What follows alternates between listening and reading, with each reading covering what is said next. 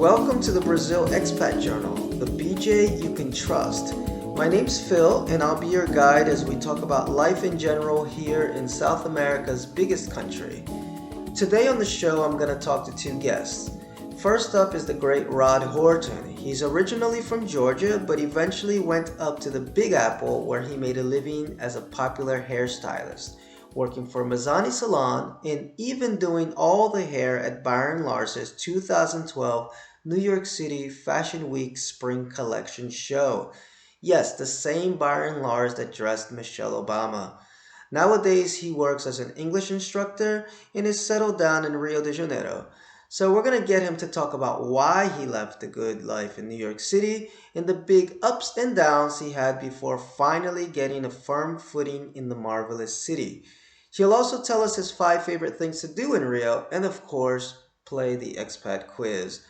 After that, I have a short interview I did with my friend Stephanie, another New Yorker by way of Miami.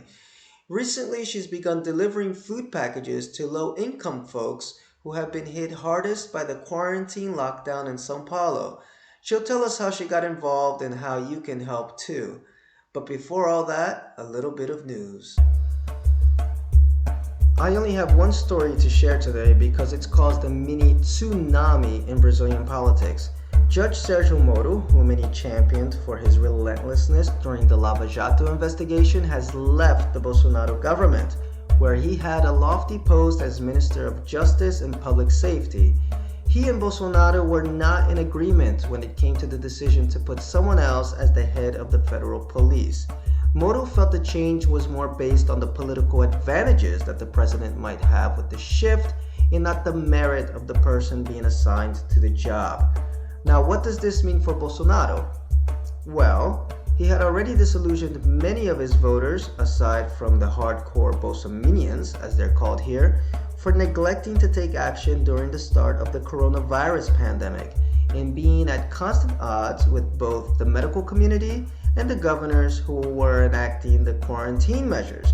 So having Moro leave is just another shot in the foot.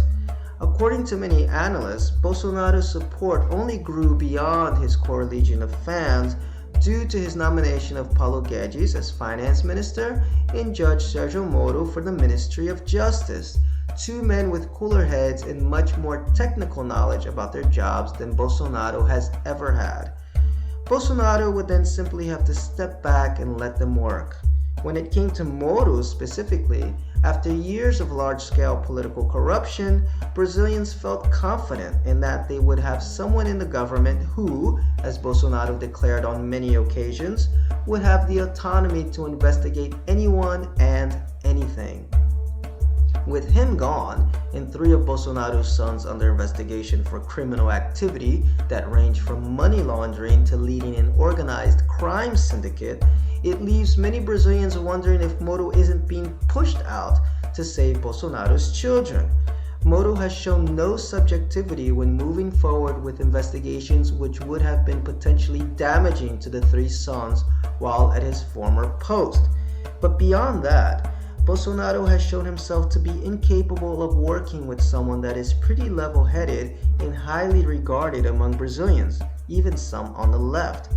In fact, Moro would regularly poll higher than Bolsonaro in job performance while working for the president. We'll see if whoever Bolsonaro picks to fill the post can transmit as much goodwill among the electorate, and most importantly, not show political bias. Already there are claims that Bolsonaro's ardent right-wing supporters are no different than the PT's, Workers' Party, ardent left-wing supporters in their blind devotion to their leader, and more incriminatory, that his government is not much different than Lula and Dilma's government, the last 2 PT party presidents, but with the favors and corruption simply swinging in the other direction. Now, before we get on with the interview, I want to thank everyone who listened to the last broadcast. I worked so hard on it, and it makes me happy to see that it was both entertaining and informative for you guys out there. And if you're a first-time listener, then welcome to the family. I'll try to produce 2 of these a month, but to stay up to date on when new episodes premiere, be sure to like, subscribe, and hit the notification button wherever you may be listening to the Brazil Expat Journal. On YouTube, it's the little bell. I'm also working on more content for my Patreon page, so if you can, definitely go check it out at patreon.com/PhilRay. Over there, you'll find more practical information on moving to Brazil, from getting proper ID, opening businesses, or just finding out where the good parties are. I'll even drop some Portuguese language tips. Again, thank you, and let's go talk to Rod. Hi, Rod, what's up? Hey Phil, how you doing? Oh my God, I'm so happy to have you on my little broadcast here because you are probably one of my favorite expats. You're so full of life. Thank you. No, you are. You're very full of life, and which is why I wanted to have you on the show because Brazil's not an easy place for expats, and it's nice to have somebody with a positive attitude that can help navigate the ups and downs, and there are a lot of ups and downs. So, Rod, before we get into it, in your life, you're an expat in Rio. Can you tell us a little bit about your life before Brazil? Oh, I was a homeless person living on the streets, and no, Where from originally? that was a joke. That was a Oh, joke. okay. I never know with Rod. I You never don't. serious or joking? I was born and raised in Fort Valley, Georgia, a little small town about 2 hours south of Atlanta, Georgia. And my professional career, I was a hairstylist. I started doing hair in my hometown for quite a few years, and then I was seeking the larger life, the big city life. So I moved to Atlanta, and I did hair in Atlanta for about 3 years, 3 or 4 years, and that moved very quick. And then I ended up in New York City, and I was in New York City until I moved to the Rio. So Okay. my life before was complete being a professional hairstylist, cosmetologist. Oh, wow. And what made you think of Brazil? Like, what brought you to Brazil? To visit or to live? Just to visit, like, what makes somebody think one day, hey, Brazil, that would be a nice place to go, even to visit? Like, what When I sparked that in actually you? I lived in New York City. I dated a flight attendant, and one of my ex-boyfriends was a flight attendant, and he used to like to travel, obviously travel, but traveling was free. And it was his idea, my very first time coming to Rio. And I only been to Rio when I came before I started living here, and it was his birthday trip vacation. And he said, "Oh, for my birthday, I want to go to Rio." I said, "Oh, okay." And I was like, "Where's Rio?" When He was said, this? What he, year was this? "Oh, I think it was like in 2006, seven, like around that time. It might have been 2005. I don't know. I think 2007 Okay, was the year." okay. So you went, what's Rio? Where's Rio? And what were your first impressions when you got to Rio for that first trip? Oh, yeah. When he said it, all I knew was like the Christ statue that happens to be in Brazil. So I went to a map to see, like, okay, how do we get there? Where is it? And I said, oh, South America. Okay. This was back in 2006, so you had to open one of those actual paper maps, or did they have Google No, Maps? we had internet. Come on. I went, I Oh, come Googled, I Googled it. So I looked at it on the internet. on. Uh-huh. And we came in the month of May because his birthday was in May. And when we came in the month of May, because I was thinking South America, all you hear about South America is that it's tropical, it's hot. And I was like, why is it cold and no one, and like the beach is really cold? I was so disappointed when that happened. That it was actually really cool that my first trip here. It was weird because it was actually not cold, because coming from New York is very cold. It was not cold, but it was too cool to actually sit on the beach, to breeze and the sun to go down, and I'm like freezing. So that was the one impression. The second impression I had about Rio was that it seemed like it was very dated. Everything was stuck from the 70s. Like the building was very retro. The people looked retro. They were wearing leg warmers, from the 70s. And I was like, wow, okay, everything like it's like stopped in time in the 70s. Well, you So know, that was my impression. no, it's funny that you talk about things being dated and being a little bit behind the rest of the world, because that was my first impression when I got to Sao Paulo. When I got here, I think it was 2009, goth was really big, and I'm thinking to myself, wait, that was when I was a teenager, like mid 90s, where I used to paint my nails black and do all that stuff. But it was like really big at the time. There was a goth phase going on in Yeah. Brazil. So sometimes, guys, Brazil is a little behind, about you know 20 to 30 years behind the rest of the world when it comes to some things, for better or for worse. And it's funny you mentioned the cold, because it seems like we have a different type of cold down here in Brazil. Even though temperatures get lower in the US, depending on where you're from, sometimes it feels like the cold here is colder. I don't know if it's the humidity that makes it like seep into your bones. And in the Northeast, we get more of a dry cold, that kind of just gets our tips of our noses in the tips of our fingers. Like here, I've never worn gloves, but when it gets cold, I'm freezing. I need to put on like 3, 4 blankets at night to go to sleep. So it's a weird cold down here.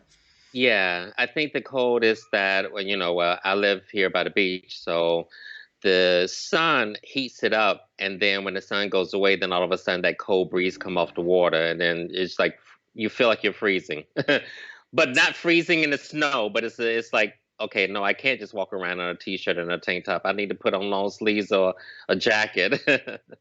And how many times did you come back just to visit before you finally decided, hey, maybe this is a place that I want to stick around for a little longer?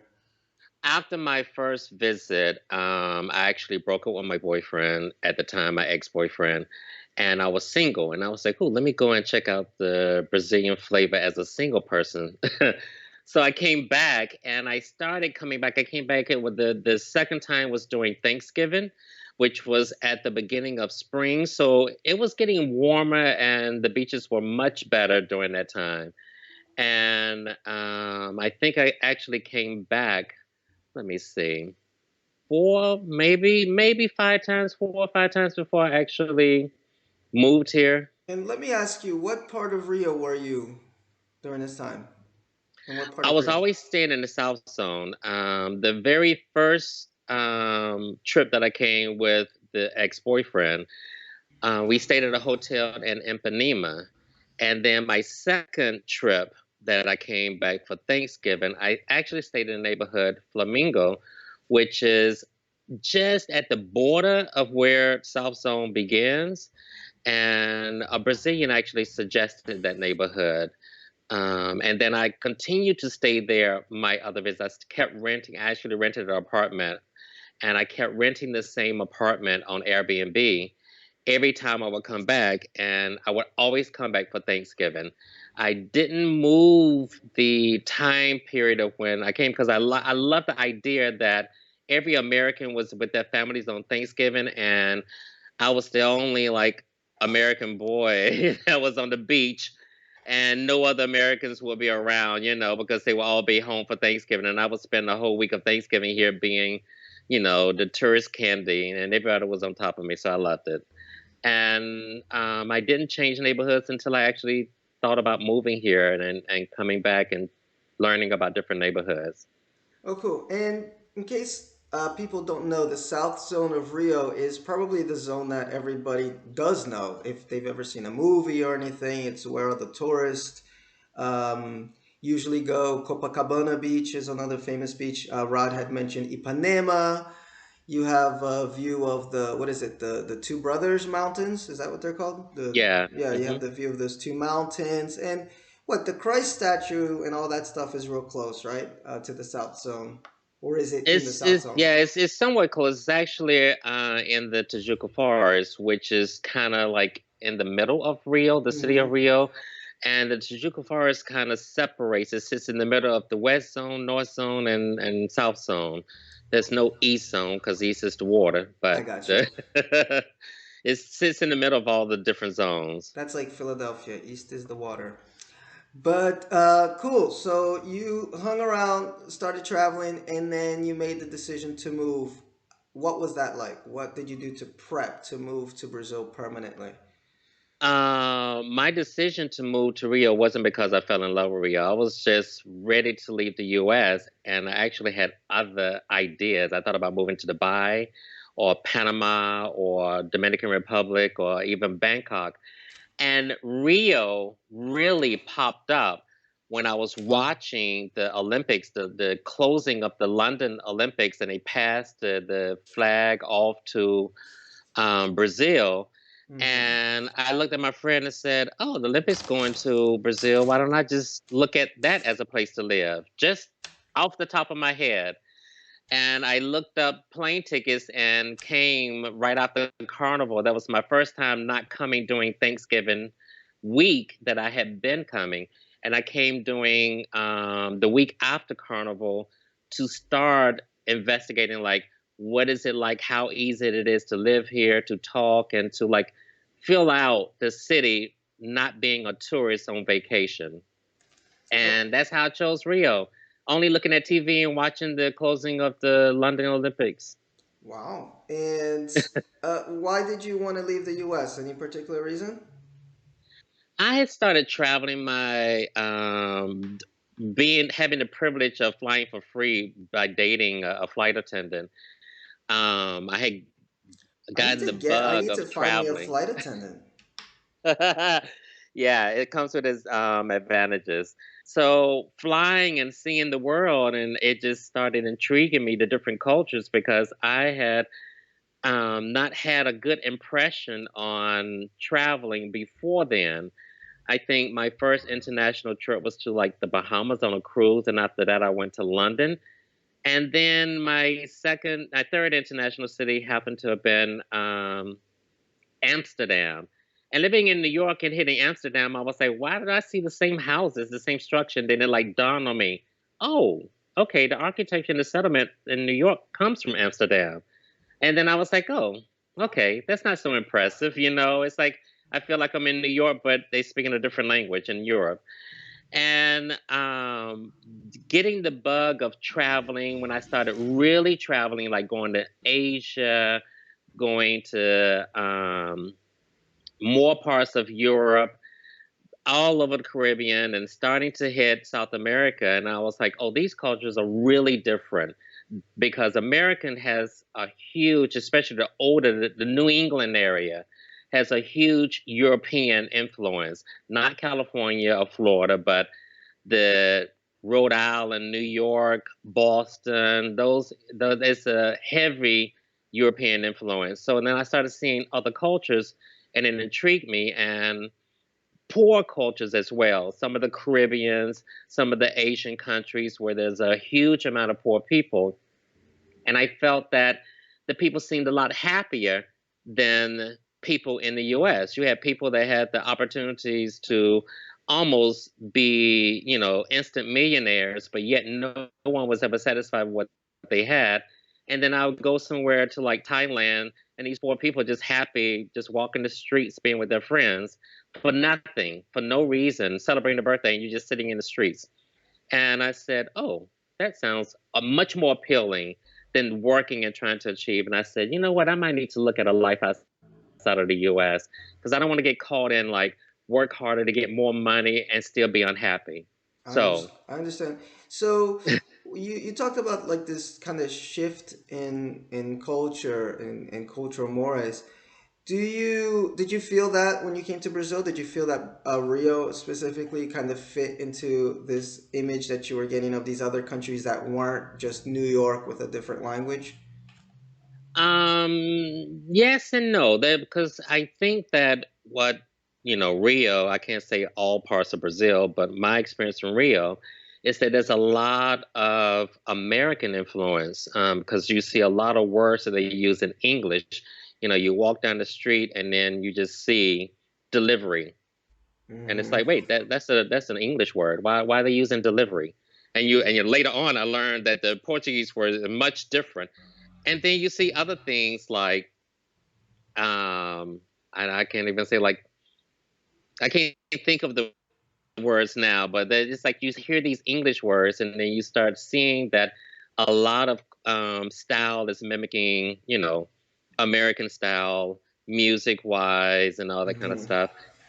So it's not that. I just think that the culture itself, not that it's so different from the US, but the pace is different from US. And there's a huge um, gap between like the haves and have nots. And Brazil and Rio tends to have a lot of people that are poor that still seem that they enjoyed life with very, very little, which appealed to me as well. So I, that's I my thing. That's my difference. no, I got you. I understand. That makes perfect sense. And when was this, by the way? What year was this when you finally made the move? You said it was I'm after the London Olympics. When was that? 2010? I forgot now. Yeah, I actually made the move in 2013. 2013. Okay, I Mhm. got you. And were things great to begin? Oh no, not at Oh. all. Can you walk us through a little bit of what happened when you got down here? I realized that I was not on vacation. When you come on vacation and you're in hotels in the South Zone and you have menus with English and you have hotel receptionists that speak English and a couple of places, the tourist places, people speak English, and then all of a sudden you need to walk into the grocery store and no one speaks English and nothing is in English. And I'm like, oh God, I can't even buy a piece of Did bread. you study any Portuguese before you came, or did you just come cold? None whatsoever. I didn't know how to say anything. Did you use Spanish at least? A little bit of Spanish? ¿Cómo estás? Hola, papi. That's the only thing I know how to say. Oh boy, you're courageous. But anyway, continue. I'm sorry. So you got no So, English yeah, nowhere. I got here not speaking Portuguese and I didn't even know like where to start because when I actually moved here, the person that I rented the Airbnb from, because I had done it like 4 times, actually became friends and said, "Oh, you're gonna move? Okay, so why don't you just like come with me until to help you get settled?" And that guy didn't live in the South Zone. He was renting apartments in the South Zone, but he lived out in the West Zone in Tijuca. And I was like, okay, I'm not in Kansas anymore. I've gone to another part of the city and no one speaks English. He spoke English, but that was it. Hmm. And I couldn't go out without him. Like I just to buy a cup of coffee. Like, can you help me? I couldn't even like order like some breakfast. So the reality of not being a vacationer and actually living here, it was a struggle. And then coming here thinking like, okay, I have a little bit of savings. I go, I rent an apartment, and then I realized that it doesn't function the same way. You can't just go and rent an apartment. Hmm. And not even to look for an apartment. I tried to Google, didn't couldn't read the language, so Yeah. literally someone had to What's walk me through different it. about renting down here? One of the things, like in the US, it's easy to get temporary rental. Like, oh, I just want to stay for 6 months, so I want to do 1 year. And the average rental contracts here are 36 months. Hmm. Yeah. That's like who does a 36-month contract on rental? In the US, no one does that. You might do the maximum of a 2-year lease, but the average is a 1-year lease. The average. So Hmm. 36 months was I was like, okay. Then they don't just take you as a deposit like in the US when you do rental. Hmm. And in an apartment complex, you pay $100, $200 deposit, and your rent can be $1,000, but that $200 deposit just to make to make the application to see if you're approved. And it's not the same here. It's like your deposit is like 3 months of rent, which is Yes. like $5,000. Who does that I know. I know. for 36 months? So that's a big difference in how you can rent. But I did learn that does not happen a lot in the US, which how I started out, that people they do these rooms in a family apartment where someone owns the apartment and you rent like a little extra room. So you're only paying for like a bed on a space in someone's home. That is very common here. That does not exist in the US. Yeah, it is. No, I did. I did rent something like that once. And if you are just starting out, it may be an option. But I'm glad you broke down the rental process because it is scary at first. And that's if you're lucky enough to find someone that accepts direct deposits, because a lot of the real estate agencies won't. They Yeah. want you to either have a fiador, which is like a guarantor, who will Hmm. co-sign with you for the contract, or sometimes you have to go to pronto seguro, which is like an insurer, and then you have to pay them like almost a rent and a half, and you don't get that money back. So Yeah. it's tough. You got to save some money if you're thinking about renting an apartment. Save at least 3 months to give a deposit. And I mean, if you speak a little Portuguese, or if you got a friend that does and has the gift of gab, you may be able to talk your way into getting a direct the 3 month deposit, even with a real estate agency. I'm only saying that because I was able to. Like, technically, I shouldn't have. But when they see that you got the quote unquote gringo card, which apparently means you have money, and you are able to kind of talk your way into it, show them bank statements and stuff. The thing about Brazil, there's always a way. There's the jeitinho, right? There's always a way around. So, but it's good But that you that broke. gringo card it can be helpful and harmful at the same Oh, time. definitely, You definitely. know, I Yes. ended up renting a little room, which was like a little maze unit inside this retired guy's apartment that didn't have a bed or anything. Like I slept on the floor for a little while, and Wow. my luggage, my backpack was my pillow. And I noticed that gringo card that, some people like to drop. Uh huh. And after my second month in there, he was like, "Oh, you need to pay me 50 more reais." And I'm like, "Whoa, whoa, whoa, wait, why?" "Oh, because you wash clothes." And I was like, "Oh Lord." And then after that, 2 months later, "Oh yeah, you're using it, you need 50 more reais." And it's like, okay. And then I started realizing that was that gringo Uh thing huh. that was not working to my advantage, that it was actually working to my disadvantage. Like, oh, this guy got dollars. Okay, so let me just keep bumping up these prices every month. And you have no, it's not a legal contract. It's just your word. You go in, you pay your first month, you go there, and if he wants to charge, he charge more. So I went through that problem of like every month wanting to charge. Like either I pay or become homeless, or like, you know, find somewhere else to go, which is another hassle. So those are another one of my struggles of living. Finding getting settled to live. Where can I And sleep? how long did that last, more or less? I actually stayed in that particular apartment. I basically was like, look, you keep going up every month. I'm just going to have to start looking for somewhere else to live. And this guy rented 2 rooms in his apartment, and someone had already left. So I threatened him, like, I will leave too unless we can negotiate to keep this at the same price.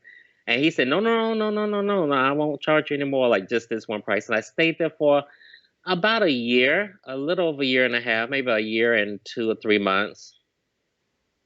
I got you. And then after that, did you move into your own place? Like, what turned it around for you? What got you a little bit more stable? I met me a hot Brazilian boy I ended up marrying. And he is hot, That and he is is very what turned it nice. I around. met him. He's a very nice guy. So how'd you meet him? Like most people do on the internet, on those little dating apps. Uh huh. You cute too. You did not swipe, in other words. Or no, did you swipe right or left? I don't know. Oh, no, no, wait, wait, wait, wait. We met before you started swiping. This is when you had to Oh. like wink at somebody. You had to click the wink or flirt or something. Oh, okay. See, I'm outdated. Okay.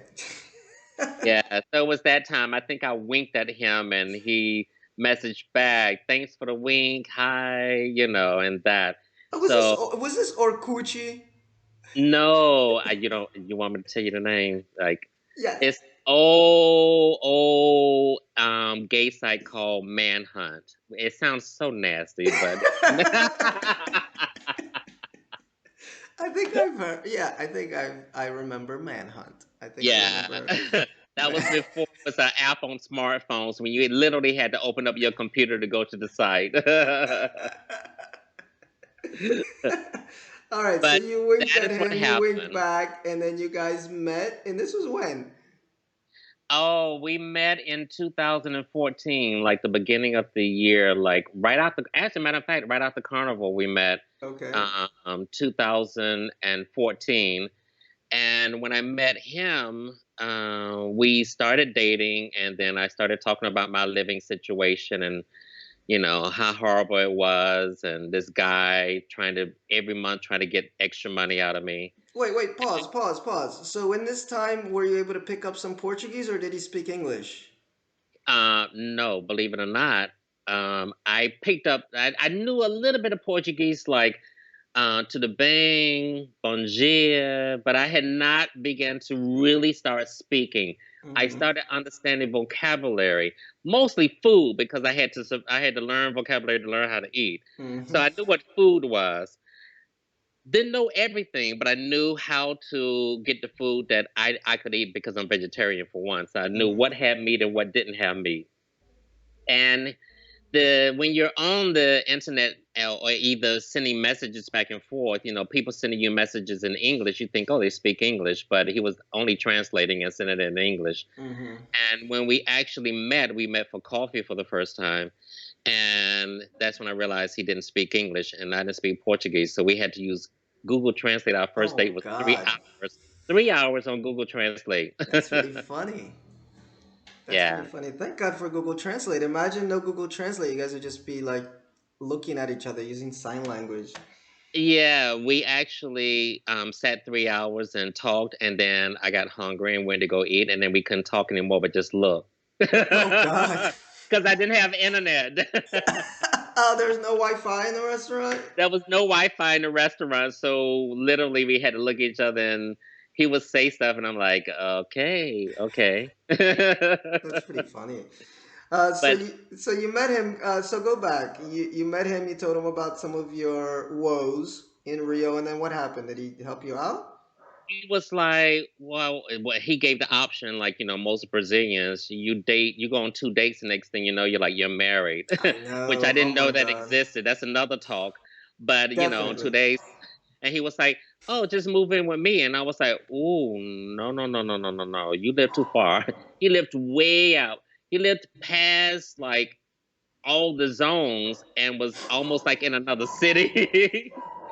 And I was like, no, that's too far. It took 2 hours on a bus to like go and visit him. Uh huh. And then our dating, he was like, well, why don't we just like be serious and make this a couple, like not just dating, but let's just be a couple. And he Mm-hmm. was like, let me help you out. He was like, I feel so sorry for you. You're like struggling like this. And he actually rented my first apartment in his name because he's Brazilian, had all the documents. So he rented it for me. Oh, I got you. So he got me my first apartment. But did he move in with you? No, he kept his apartment. I got you. I got you. Yeah. There's a dog barking outside, which is distracting me a bit. All right. But yeah, that started the luck that I started having. But I suffered for like my first year, and I got you. And then after that, like just moving ahead a little bit. Once you're settled in, what did you do as far as work? I was teaching English. That was one of the things that I prepared myself for. That when I started having in my mind to live abroad, I Googled different places. What's the easiest way to live abroad? And they said either get a contracted work where a company hire you internationally. And because I was a hairstylist, it's like no one's gonna go hire a hairstylist to move abroad. Mm-hmm. This is not that type of profession where they just hire you to go live in another country, Yeah. unless you're at like an executive corporate level of some hair company, and then maybe that might happen. But just being a stylist with a client base, no one's gonna just call you in and be like, "Oh yeah, I'll pay you to move and come work in my country." So that doesn't happen. And English was the other thing that popped up. It's like easiest way without having being hired by an international company is to teach English. And several countries popped up. You know, Panama was one of them. Any Latin country popped up. Argentina was like one of the number one countries, and Mexico and Argentina is like the first things that popped up. Hmm. Cost of living is very low, and you can earn money that you can actually save. And I Googled Brazil because I started thinking about like, oh, living in Brazil, and Brazil was like one of the worst countries in terms of you can't save money and be an English Hmm. teacher. So, but I bit the bullet and said I'm going to teach English and go to Brazil. But you've been successful with it since then. Oh yes, because I paid my dues. 7 years into it. Cool, cool. And you mentioned Airbnb a couple times, so I'll take this time to mention that you do rent out a place on Airbnb. Do you want to mention that? I actually do. Taking the concept that I learned here in Brazil, where lots of people tend to rent out extra rooms in their place. And when I thought about my apartment, buying my apartment, I thought about having extra rooms to rent out as a form of income to supplement my income because teaching English, you earn bare minimum, you know, unless you own your own school and you work 7 days a week. It's hard to really like make that extra money to be able to save. Mm-hmm. And that was one of the things that I thought about was, okay, I'm teaching English, I'm getting settled in, and now I get my apartment. Okay, now what else do I need to do to bring some more money in? And because I was lucky enough to be able to get a large apartment that I could have extra rooms and it's like rent it out. So that's a part of my hustle on the other side of teaching English, just renting out rooms. Cool. And I will link Rod's Airbnb page at the bottom of this video, so if anybody wants to check that out, please do. And he's a wonderful host. Uh, Thank you. Well, you're a great guy. I have actually never hosted me in your house because, I have an aversion to Rio, but that's another topic. But I will be there at some point. But just, I've met him personally and he's a really great guy. So I'm positive that he's a wonderful host too. So, guys, we heard Rod's story here. He took him about, how many years you'd say? 6 years to settle in? 5 years? How long do you think it took you to finally feel like, Believe it or a not, carioca? to get settled in, I would say it took me my first 3 years, 2 or 3 years, because the first year not speaking the language and knowing anything, struggling, and then when I met my husband and we actually got married, that was the turnaround point because then I had I have a really good husband and I met a Mhm. really good guy that took an interest in me and helped me turn my life around. So I applaud my husband for taking on this lost gringo, and he helped me with my first rental apartment. We got married. He's the one that I contribute to learning Portuguese. I know Portuguese because he basically taught me because he wouldn't speak English to me. Mhm. So I my Portuguese is because of him. My home is because of him. My life and me being fat is because of him. Everything is Yeah, because because of him. he's a really great cook. I see some of the stuff. He works with food or design. I forgot. No, he just likes cooking. He He just or likes cooking. actually works with interior design and Mhm. wedding planner. He's a wedding planner, so he likes Rod, the decorating. Rod has an evil streak to him, and I'll tell you what his evil streak is. He posts these pictures of all these food stuff on these WhatsApp groups. Like we can actually eat the food that he's posting on there, and we're like, we hate you, Rod. We. That's because my husband cooks. Yeah. But he's constantly posting some really delicious dishes. So, Yeah. But anyway, my to answer your question, my turnaround uh huh, was to get adjusted to Rio yeah, took about 3 years, and it was because I had met my husband and his help in helping me with the language, helping me with the bureaucracy of my papers, living situation. uh huh, Now he's part of my business because my teaching English is officially registered with the government on the, his Ooh. May, which is like Yeah, being self-employed. I have one of So he those. he he was my turnaround. By the way, if you have the May, we talked a little bit about this with the interview with Tracy. You can get those 600 reais. Technically, you can. I mean, Oh, good we luck. already got ours. Thank you. Oh, good, good. Yeah. Oh, that's nice. Yeah, you can register the company. That I'm making a separate podcast for how to create a May. It's not that complex, but you do need to know a few things. So, let's talk about the city of Rio. And I want to get some of your thoughts on what your favorite things are about Rio. So I think we can get about five things that you love about Rio. So let's go 5 to 1. Look, I don't know if you have a little list out there. So save your number one thing for last, whatever it is in your mind. So what Ooh. would be your number five thing that you My really? number five probably would be the beach. Uh huh. Um, the beach is really close. It's easy. It's cheap. You can walk. You do everything by the beach. You can walk by the beach. You can eat by the beach. The restaurants and the kiosks by the beach. You can sit on the beach for free. So I would say my number five would be the beach. What beach are you close to? In Copacabana, so I'm Oh, close to Copacabana. Copacabana Beach. Actually, you know what? I didn't mind Copacabana too much. I like that neighborhood. When I did visit the last time, I was there for 4 days, and we were right on the beach side in Copacabana, and it wasn't that bad. Although my sister did warn me not to go in the water because it's not the cleanest compared to Ipanema. I think Ipanema has cleaner water. And what would be your number four? Probably my number four would be that Rio is a city. It is a large city. It's not like a small, remote Caribbean beach town. That Rio is really large, and you have everything. It's like the city, the downtown life, and you have the beach life all together. I feel like Rio would either be like the Miami, where you have the city and then you have the beach. You know, so you have Miami and then you have Miami Beach, which is just right across the bridge.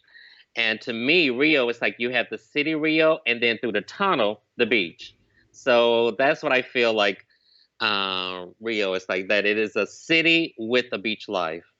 No, I agree, and I think that's why I liked Copa a little bit because if you just go the opposite direction of the beach, it does feel like you're in São Paulo somewhere. You know, it feels like you are in an actual city, so that part is kind of cool. And what would be your number three? Number three probably would be weather. That is no snow. It is not really cold. You don't need winter scarves and jackets and Uh huh. everything. That the coldest is probably like a light sweater or a small jacket or just long sleeves. That is always really good weather because wintertime, I feel like in terms of what the US is like, it's like 70 degrees, which I Mm-hmm. think is like what, 28, 7 Celsius or You know something like something? that. I've been here for 10 years and I still can't figure out Celsius.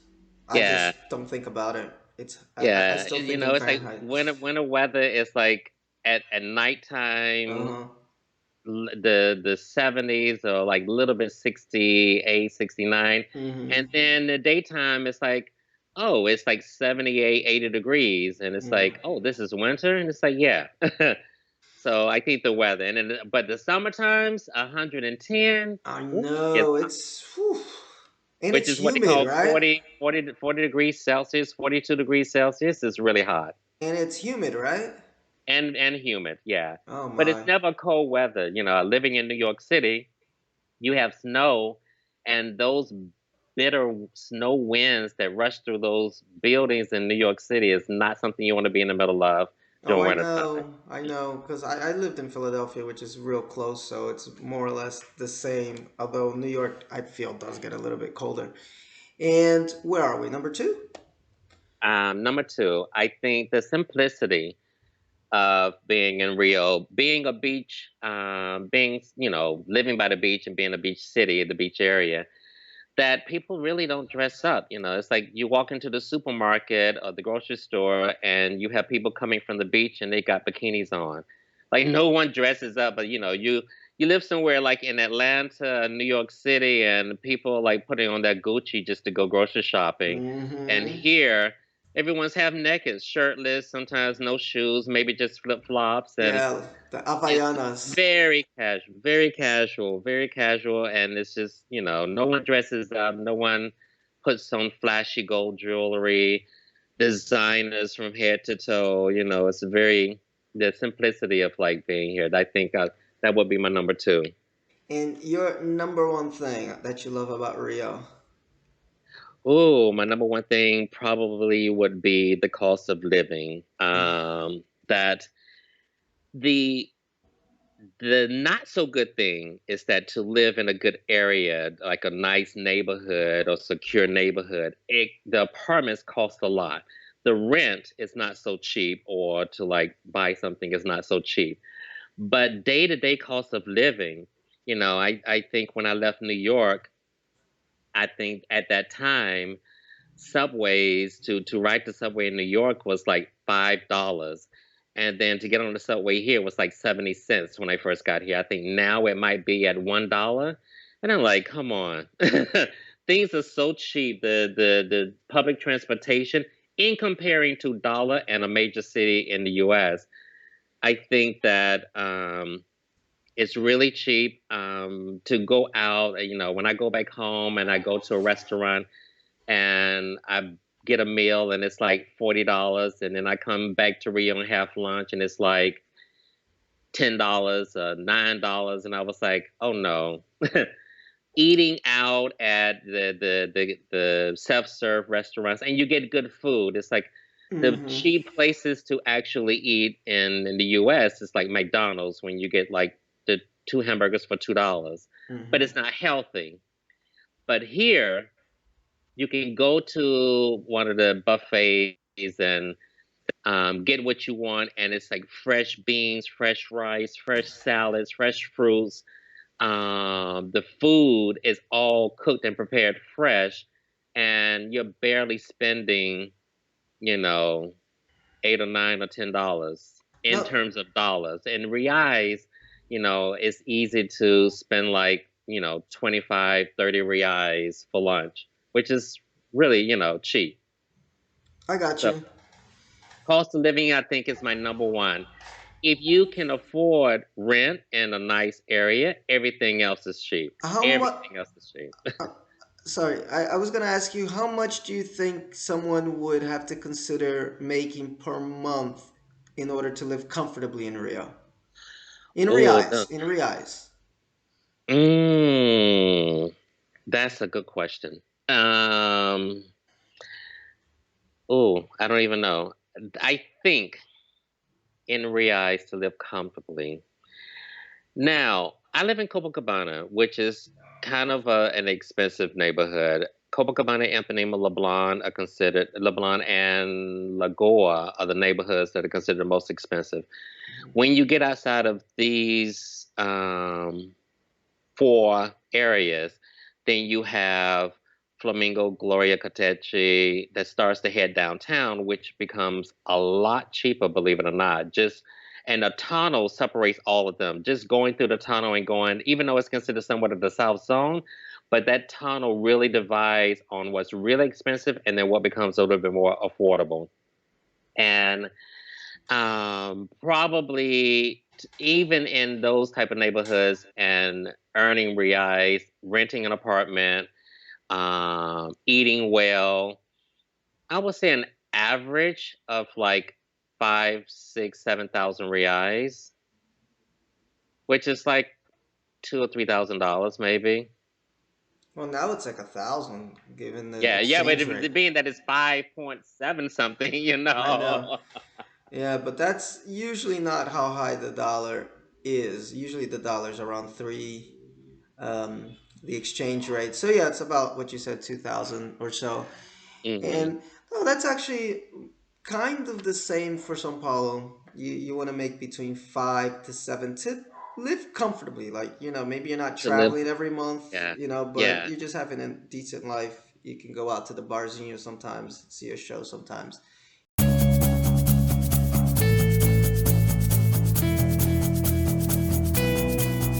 Now, Mr.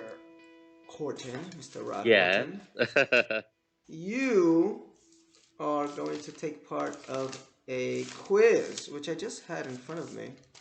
Oh, there it is. Okay. It's the expat quiz. Okay. Lightning round. Don't think too hard about these questions. Answer them honestly, truthfully, Okay. and try not to offend anyone. Anyway, here we go. Number one.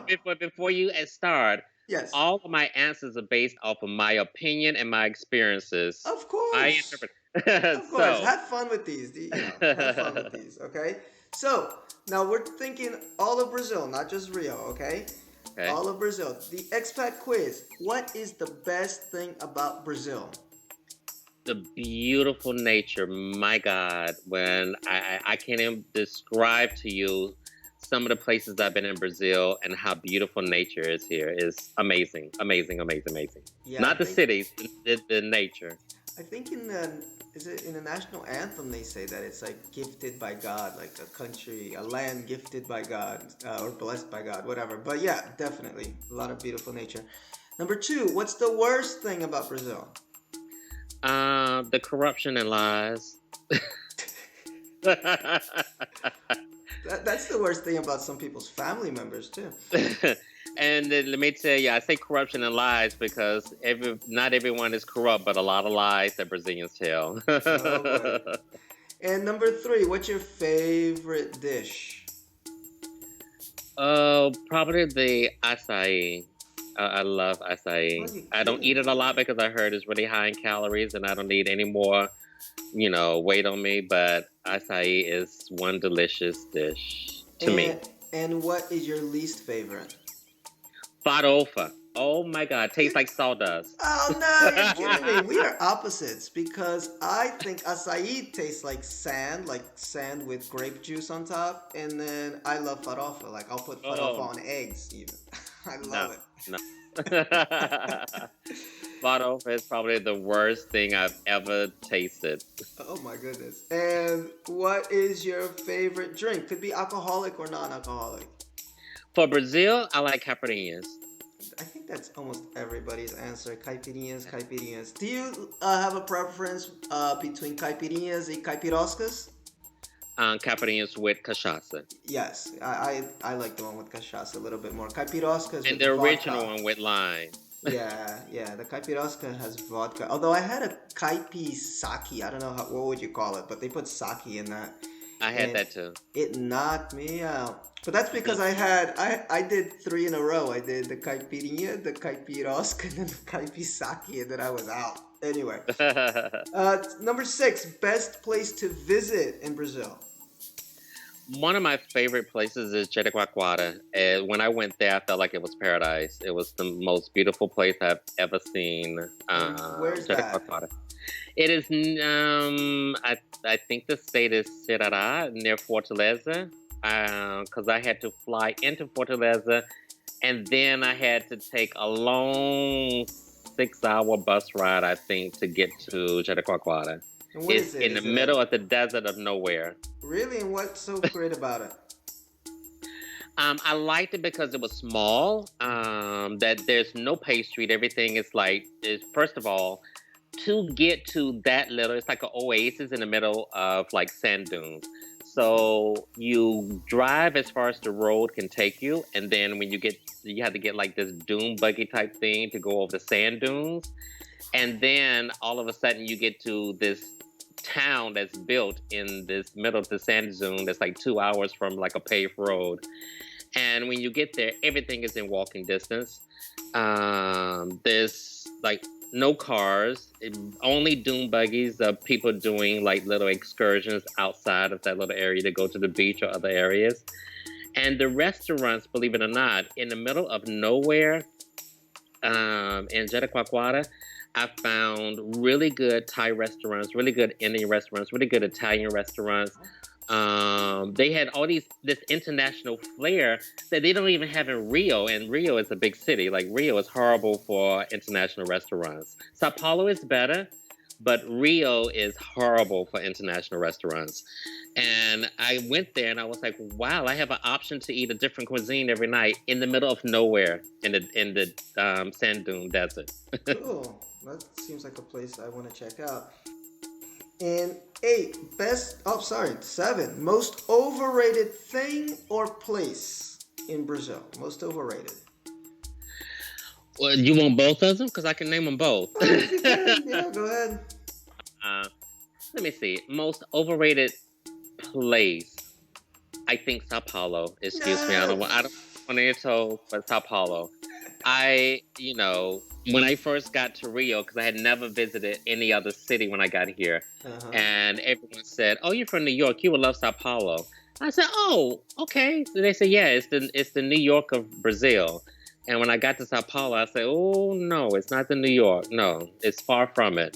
So I think it's overrated for being like the New York of Brazil, the business capital and all of that, and everyone's in a work mindset. And when I got there, and I was like, okay, it's all right. I maybe give it Atlanta or something, or Chicago, but not in New York. So I agree with you, actually. I don't think it's very New York at all. A lot of people compare it to New York. I think some neighborhoods remind me of Philadelphia a little bit more. It's a little bit more neighborhoody kind of a city. But there's not much about it that reminds me of New York other than maybe the size. That's the obvious. And did you have a thing that you think is overrated? I think samba, and not samba, the music samba, the dance samba, the carnival samba. I more than anything, though I love carnival that time, but that music and samba that they do, like who can do that over and over and over, and the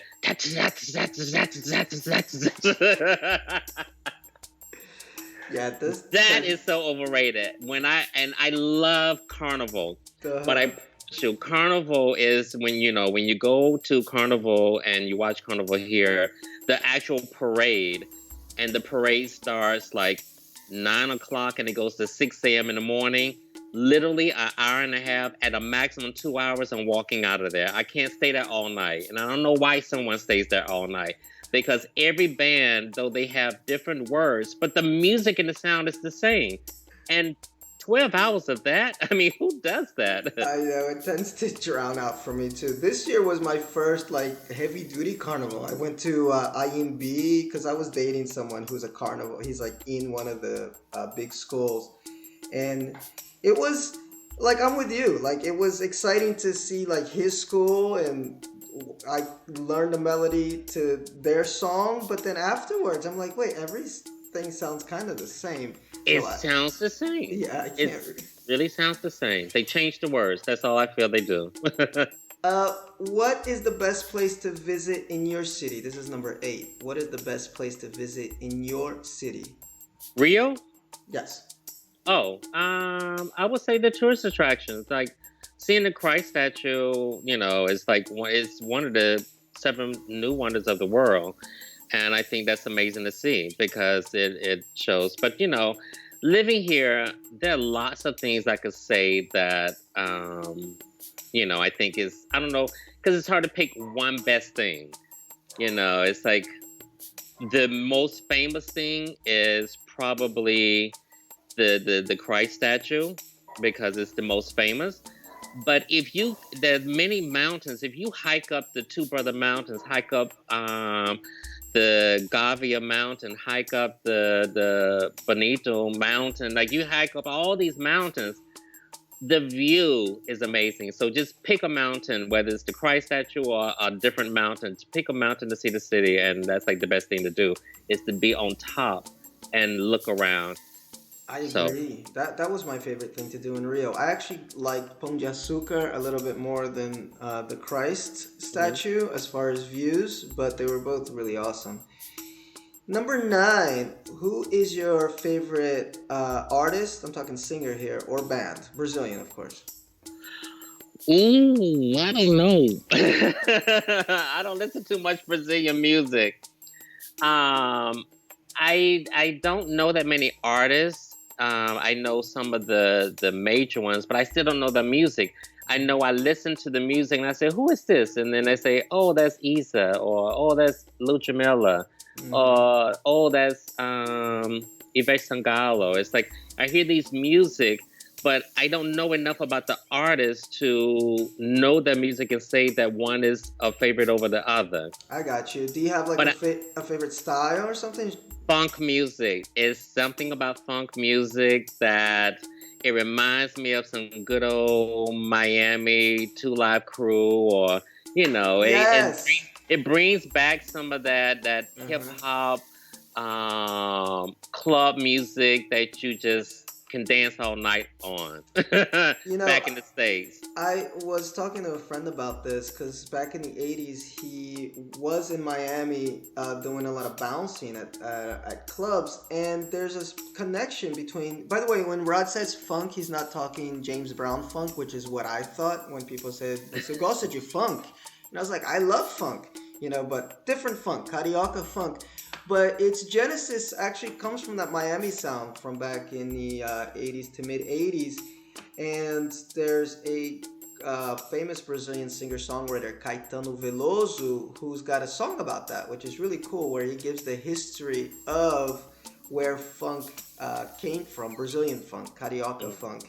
And it's a cool beat. Some of it can be kind of grating, especially the ones with the really high pitch. Yeah. But a lot of it, I'll go to the bailes sometimes, and man, that rhythm is so intoxicating. I love the funk rhythm, so I'm with you on that. Yeah. And the biggest warning, this is 10. What is the biggest warning or advice that you'd give to a newcomer to Brazil? Or to Rio specifically, if you want to go there? I think the biggest one is not to be flashy. I feel that if you come, it's an American thing usually. I think that everyone wants your designer clothes, or Gucci shoes, or everyone wants to get like a nice, watch or a nice necklace. I don't know anybody that when they have money, they go and buy them a nice little diamond or something like that. And being here and being flashy is not a place you want to be, because you will be robbed, like completely robbed. And less is better. Less is better. And this is for Brazil, or you're talking more Rio? I think it's specifically, I think it's for Brazil in general, but Rio is, I think, might be, I don't know, I won't say it's the most dangerous, but I do feel like it is, in my opinion, the New York, in terms of crime, is the New York of Brazil, because New York is known for its crime. It's known for its drug dealers. It's known for, like, you don't walk in the neighborhood. You just don't do that. And Rio is the exact same way. Rio is known for the crime, the drug dealers. I've been down the street in Manhattan and parked outside of Macy's, and my car is broken into. And I feel like that happens here in Rio. You just walk out the street and boom, like something gets stolen. Thank God, I've never had anything stolen from me off the streets of Rio. But I also, I walk out with T-shirts that got holes in them, and someone asked me, they said, like, do you clean with that, or do you actually wear that shirt? And I was like, no, I wear it. I wear it out. And they said, that's why you're not getting robbed. You look homeless. No, that's a tactic that you can use. I agree with you about Rio. When I went there, I felt it was a little bit more dangerous than São Paulo. But then again, some people that are in Rio, when they come to São Paulo, they feel the same way. Maybe it's just what we're used to. But here in São Paulo, you can flash a little bit more. In fact, people love to flash in São Paulo. Like, if you go to a shopping mall with sandals and Bermudas, which I did once, you're going to be followed, especially if your skin complexion is not lily white. Yeah. So São Paulo people love to flash. To go into the shopping mall is getting all dressed up, getting their Gucci on and everything. In Rio, definitely I felt like, hey, just leave the house. Because it's a beach town. I mean, theoretically, you're leaving the house to go to the beach, let's say. So you're not going to take that much stuff to the beach. You're just going to take your body and something to cover up your privates. Anyway, Yeah. Rod, this was awesome. Look at that. Oh. 58 minutes. We did an hour, and I love talking to you. I'm gonna have you back, of course, and we're gonna get more in depth with some other parts of your life because you got a lot of stories to tell. I know. Yeah, I have a lot of layers. You only touched the surface. You haven't gone into my stories yet. Oh boy. They And get bad. They get better than what I've told you. I can imagine, and especially the manhunt stories. I want to hear those. Someone It's so funny because someone asked me just to give you a tip on it. They said, "How did you get so lucky and find your Brazilian husband that was like perfect?" I was like, "That was after I read 300 emails." Exactly. It doesn't happen overnight. So yeah, it doesn't happen overnight. It's like, it was a full-time job. I would spend 2 hours answering like 300 emails a day. Met probably like 150 of them for real. I won't say I mean I had sex with, but and this is all within the first 6 months. So it's like now I put my work in for that. So I can tell you some stories. Oh, we want to hear them. We want to hear them. We might hold them for the not safe for work podcast. Okay. Well, Rod, thank you for being on the show. And all you guys, thank you for watching or listening, however it is that you are getting this broadcast. And I will see you soon. Great. Thanks for having me. If anybody want to follow me on Instagram, I'm Skippy NYC, Skippy Oh, NYC. cool. I didn't even think to ask that. So I'll put, if you want to send, Rod, if you want to send any way for people to connect with you, I definitely am going to put the Airbnb probably right on the screen, your Airbnb, and then if any social networking that you want to have on, just let me know because I can put it on the screen or in the description of the video or the comment section, wherever. Okay? Excellent. Thank you. Not an issue. Bye. I'll talk to you in a little bit. Bye bye. If you're enjoying the conversation, please don't forget to like, share, and subscribe to this page. Oh, and hit that little notification bell if you're on YouTube. Next up is my short interview with Stephanie, who's been donating food to families in need here in Sao Paulo during the coronavirus quarantine. I begin by asking her how she got involved. So I actually had wanted to help in some way, but I didn't really know exactly how to do it. And I am in a group. And one of the ladies in the group shared a group that was basically focused on helping families that are in like, the outskirts and like the favelas in those kinds of communities. And basically, they were trying to organize donations and drop-offs. And so I joined the group and shared it with a few people, and it was a little unorganized, to say the least. But I think what I got out of it was a lot of information on what areas, what communities needed the most help, and what they actually needed. And so I basically just shared with people in other groups about what I wanted to do. And I basically offered to either pick up or like receive donations, or financial donations. People have also sent me like financial contributions. And so I use those donations, and I go with a friend that has a car, and we basically just like separate all of the donations that we get or bought into care packages. So each family gets a list of items. So it goes anywhere from like rice, spaghetti, uh, tomato paste, toothpaste, toilet paper, bleach. They get like a list of things that's supposed to last them at least a month. I And so we find out what areas need the most help. And usually that's either through word of mouth or like, from these like, humanitarian groups. And I connect with them, or a friend of mine connects with those families or those people. and then we go and we deliver it. So I've been doing that now for about almost a month actually. That I've been going and collecting donations and then delivering it to these favelas, to these communities here in Sao Paulo. Yeah, I was actually going to ask you because you mentioned about the families. How exactly you connected with these families? So you said there's humanitarian groups. Do you know of any that you could share with us? So I'd have to. I'm sorry, I'm not prepared. No, it's fine. um, Guys, this was a last minute interview, so that's fine. Later, if you can yeah, find it, I can link it in the comments, some of the places where you can find out what people need help. right, right. I'll send that over to you after. Sorry. That's not a problem. But there's a few big ones.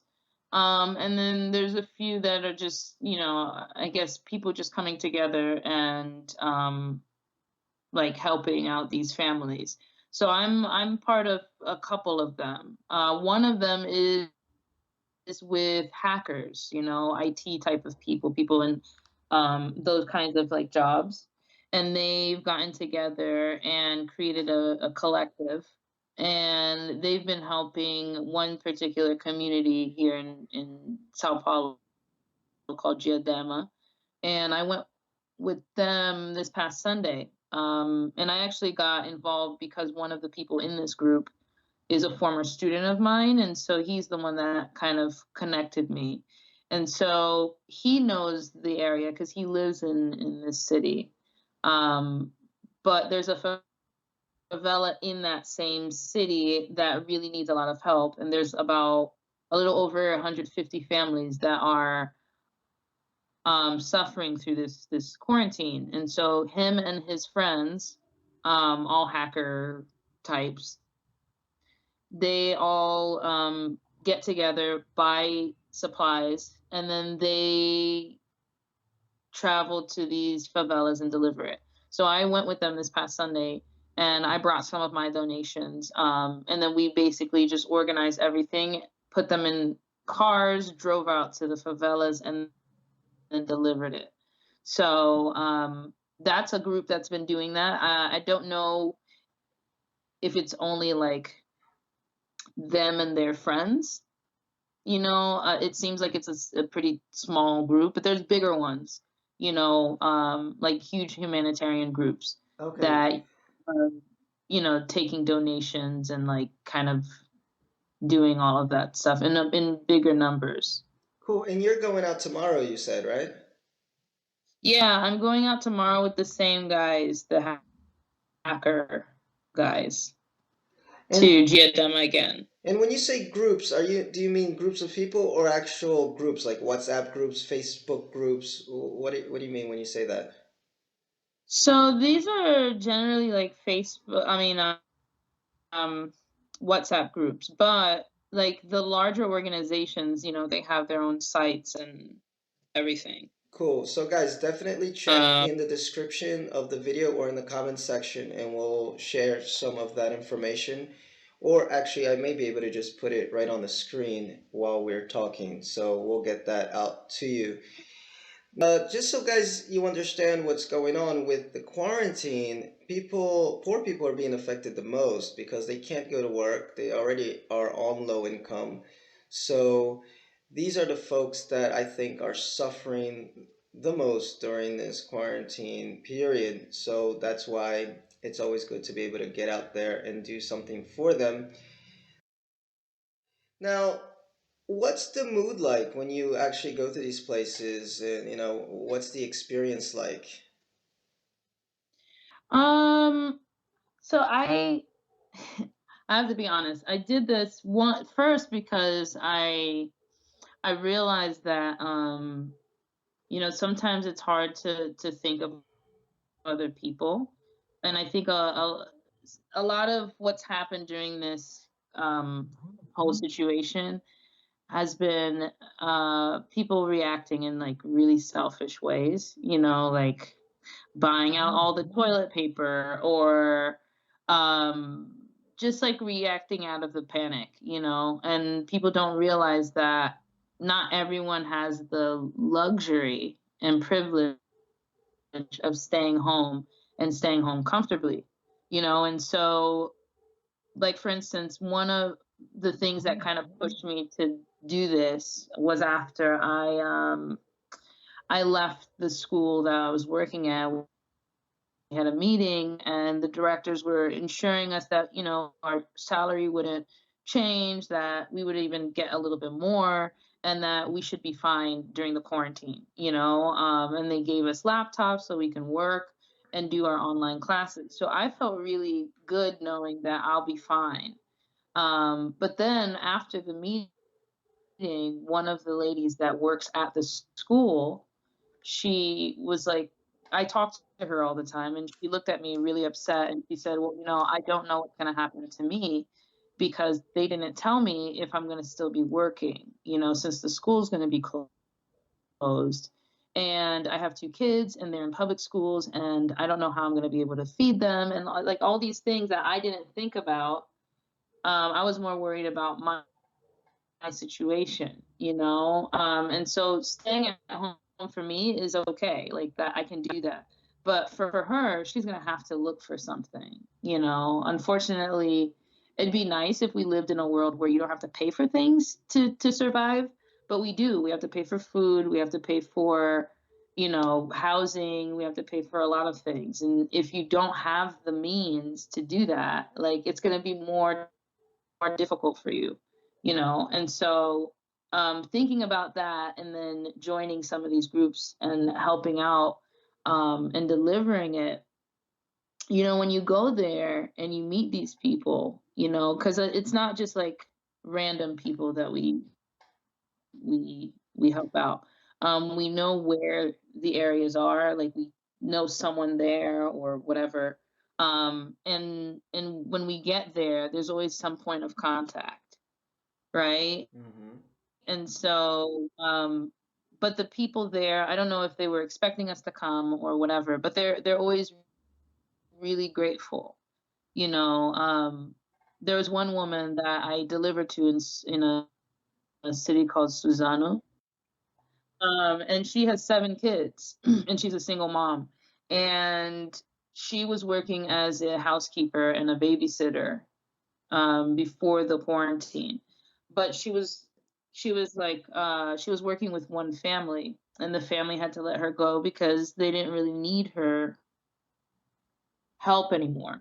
And so she's, is trying to take care of her kids. She's got 7 kids.